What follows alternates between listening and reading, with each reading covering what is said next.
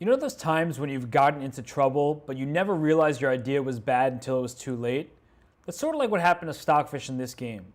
On the white side of a King's Indian, Stockfish always liked its position according to the evaluation bar you'll see in this video, but AlphaZero had other ideas in mind. The game starts off in the King's Indian, and Stockfish chooses to face it with the same-ish variation.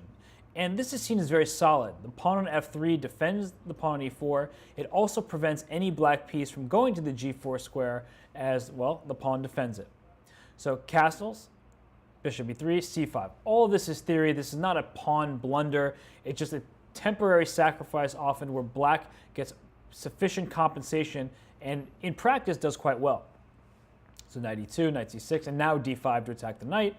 And all of these moves make perfect sense. The pawn on c4 was hanging, so knight g3 protects it. And e6. When you have less space, you tend to want fewer pieces to remain on the board because otherwise your pieces are stepping on each other's toes.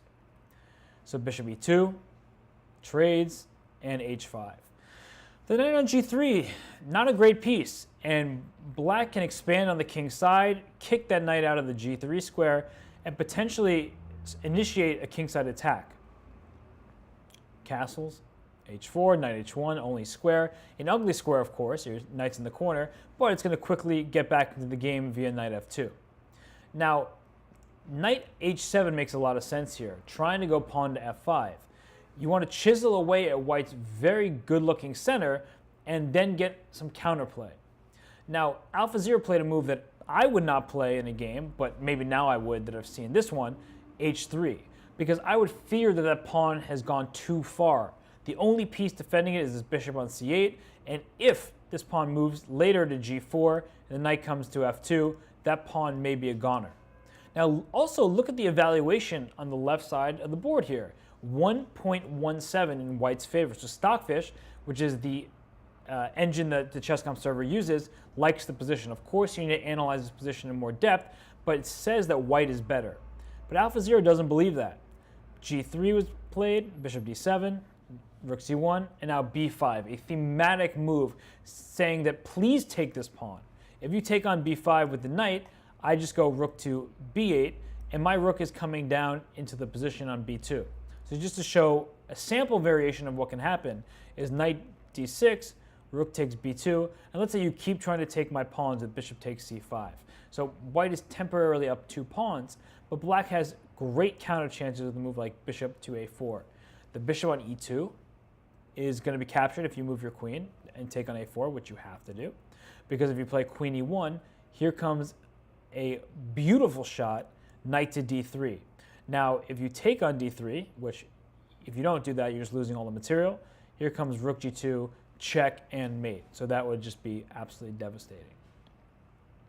So, you know, queen takes a4, just to show a sample line, rook f2, trying to fend off this rook on the second rank. Then knight takes f3 check comes, and you see this evaluation bar sort of swinging here. Black is going to be the one who is just completely crushing, and now you see finally the evaluation bar continues to sink, and that shows that black is the one in charge. So after b5, no capture, knight f2, but here's sort of the depth that it seems like black is in danger of overextending, because we'll see rook e8, still don't want to take that pawn on b5, and after king h1, just getting the king what looks like to safety, b4, knight b1, and black has some structural issues here. This knight is trying to quickly plug the c4 square, and from c4 it hits d6, and it trades away black's best pieces, knight on e5, but check this move out. Bam! Knight e to g4. I was not anticipating it at all when I was first shown this game, because what kind of move is that? You're giving up your knight for what looks like just one pawn. But the evaluation says 1.3 in white's favor right now. Again, that's silly Stockfish. But look how quickly the dynamic of the game changes.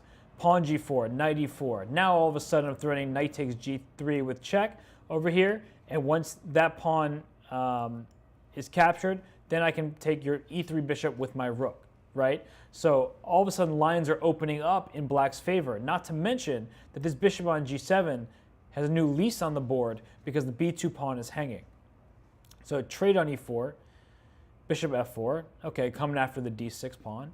So queen e7 protects, bishop f3, and now bishop takes b2.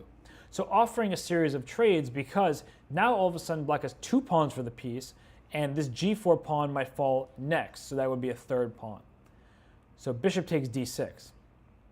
Taking 1 pawn back, queen d6, bishop e4, and we see that black currently has just 1 pawn for the knight. But it's not the quantity of pieces that AlphaZero is sniffing out here. It's the quality of them. Because look at the play here. Bishop b5, hitting the rook on f1. The rook moves. Rook to e8, sort of pinning this bishop. The bishop is nowhere good to go. And black is just trying to push this c5 pawn down to the c3 square. Just when you have a passer, you want to keep advancing it. Knight d2, c4. What did knight d2 do to stop that move? Absolutely nothing. If you take on c4, you're just going to lose very quickly because after queen c5, my queen's coming to f2, knight d2, queen f2, and you can't stop me from sacrificing my rook on the e4 square, in which case you're going to have problems on the light squares. So it's going to be check and mating ideas. So knight takes c4 doesn't work, so knight f3. And it looks like AlphaZero plotted this out to equality because, again, white is still up material. So if black isn't doing something quick, white will just consolidate and win. So queen f4, ignoring the queen trade, queen c5. I should say avoiding it instead of ignoring it, knight e5, and now rook e7. So calmly defending the f7 square. The pawn from c3 can push to c2 at a moment's notice, and white's king is still not very happy there, trapped in the corner. So queen f6, c2, threatening c1 equals queen, and knight takes g6, so blasting open black's king. But this just fizzles out very quickly. So AlphaZero can just take it, and d6 is one last-ditch effort, just trying to, it would confuse a human, but these are not human, right? These are engines here working their magic. So bishop h7 check. Okay, you can take it either way, but the point is now it's just a series of checks. And so the game ended with 1,000,000 checks. So this part of the game was just going back and forth until its natural conclusion of a draw. So a really fascinating game this one was. Sacrificing the knight on the g4 square, catching me by surprise, perhaps catching the Stockfish developers by surprise, but AlphaZero really plotted this ahead. I mean, this was something fascinating, and just getting to the game's conclusion, might as well show you the rest here, as it was just a bunch of checks. And the evaluation bar is just sticking at 0 because the king can't escape all these checks. So the draw was finally reached. But just to go back and emphasize one last time for all the viewers here is that, you get this position, the plan is to go b5, but it's not clear that a move like knight e to g4 will ever work. So if you don't capture my pawn on b5, then once I get b4 in, this bishop on g7 opens up, the whole position opens up, and black had just enough play there to hold the balance. So a phenomenal move, just to show that on the board once more.